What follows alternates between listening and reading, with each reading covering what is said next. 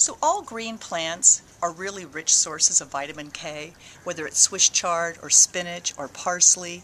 Using any of your favorite greens like collard greens, all are fantastic sources of vitamin K.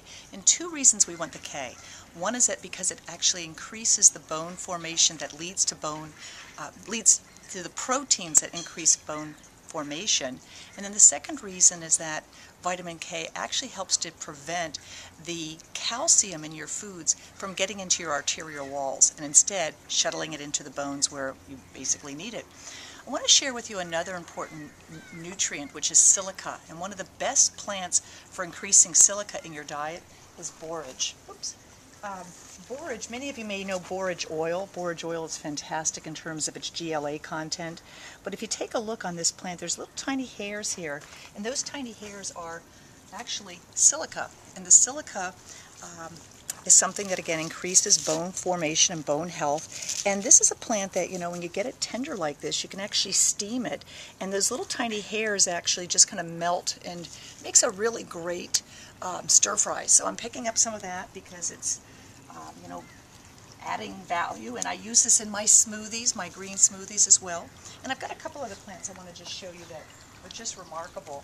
This one is kale, and you can just tell, you can just feel whenever you go to the market and you feel kale, it almost feels leathery like, and that gives you an idea that this is really mineral rich. This kind of structure that you feel in there is what's actually helping to contribute not only the K, but silica, trace minerals like zinc and manganese and magnesium are all found in kale. It's one of the most nutrient-dense greens that you can possibly eat. So I always make a point to add it somehow into my diet each day. So I'm just going to chop this up and use it both in my smoothie, and then I'm going to use it in my stir fry.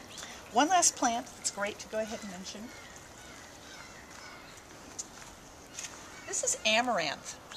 And amaranth produces a seed that was considered sacred by the Incas and the Aztecs. This plant is amazingly hardy, and the seeds actually are one of the most nutritious seeds on the planet.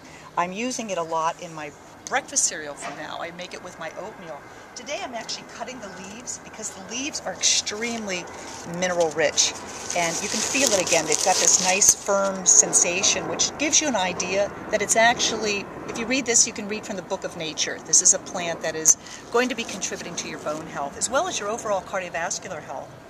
Finally, I want to just let you know that if any of you do grow zucchini or squashes, Cornell University did some studies to show that even the leaves of the squashes are fantastic. And you can see again those little tiny siliceous hairs here is an indication that you're getting some of these key minerals that will contribute to your bone health. So, don't hesitate to just chop them up and stir fry them, and know that from the garden to the table to your bones, you're able to go ahead and build better health. Thanks.